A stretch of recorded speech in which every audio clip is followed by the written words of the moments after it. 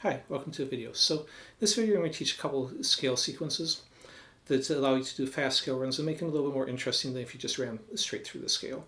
I'm then going to show some application of those, how to make different variations to create additional licks, and all this will be tabbed out, and you can download free copies of the tab on Patreon. I also will show it at the end of the video, and you don't have to become a member. My Patreon link is in the description.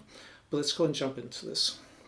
So the first one, I'm just going to do these all in C major, just because that's a fairly easy scale. So if you, I assume you're familiar with it, but the finger I'm using is just 8, 10, 12, 8, 10, 12, 9, 10, 12, 9, 10, 12, 10, 12, 13, 10, 12, 13.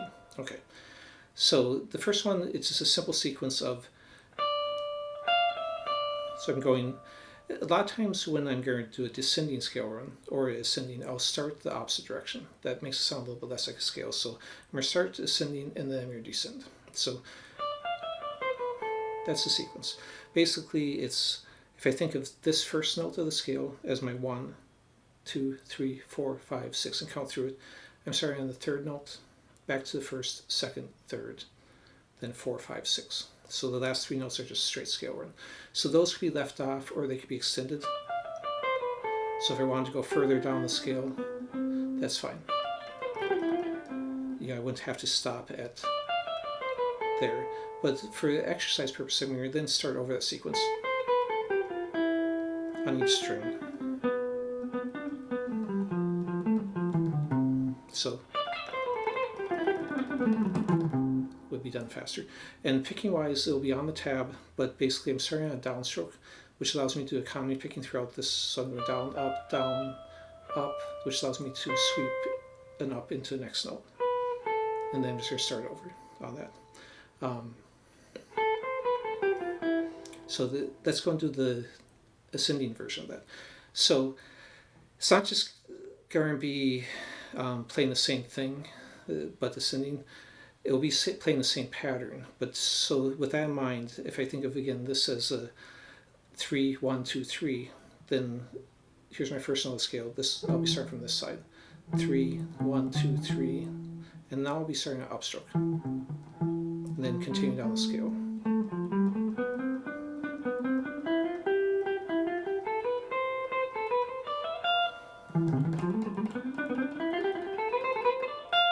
So again, if you count them out as numbers and think of them that way, rather than what notes you're playing, then you can easily shift this to any key, any scale. So I'd recommend, try these in any other positions on that.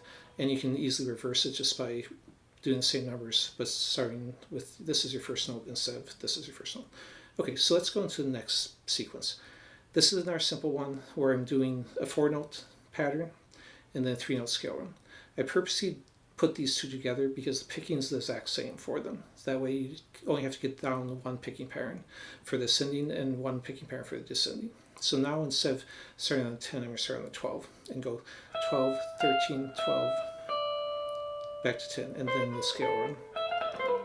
So thinking of it as a sequence, I would consider again this is my 1, so I'm starting on the 2, 1, 2, 3, 4, 5, 6. And then just again doing each 2-string pattern on a set of 2 strings.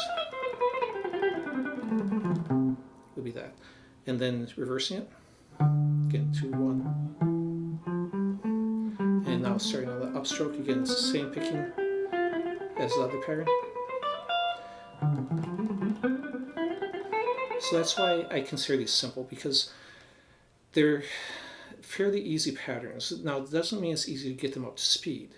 You're still going to have to work hard to get to the speed, and that's true of anything. That's why I didn't call them easy scale runs. But let's go ahead and jump into the next pattern. This one will be kind of application of it. So I just created this one today, or finished creating it a few minutes ago actually. And basically I'm just using these 4 patterns, the 2 licks with ascending and descending. So I'll play it slow first. There I'm just shifting positions. Then I switch to the next one. So there I skip a note to make it a little more interesting. Then back into the same pattern. I shift down the position.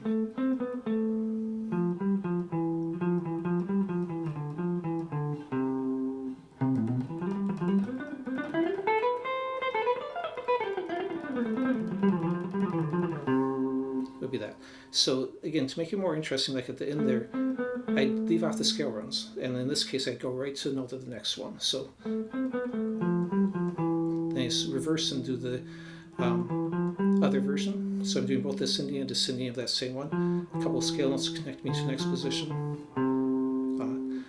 Also, when I'm coming up here, I leave off a note in the middle just to make it sound a little less scalar there. And then also here, I shift on the same thing. So you could take that type of shifting idea and do it on any of these and move across the neck, either ascending or descending. And that's kind of what I did on the top. I played the same number of notes, but that shifted the 3 scale notes forward 1 note. Okay, so let me go ahead and show you the tab for this. And if the shifting gives you trouble, I did 2 videos entitled Paul Gilbert Easy Picking Licks from a handout he gave in a seminar when I was at GAT, and he was a teacher there.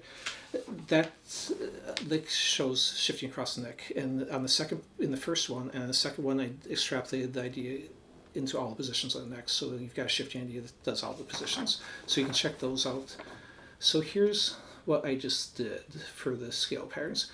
Again, so lick 1, I just put these in the order that I played them, ascending and descending. Each time the lines separate the repeat of the next one. So the picking will be the same on each grouping. And the bottom, same thing. The descending and ascending of those. Then the back side, here's a lick I just played at the end.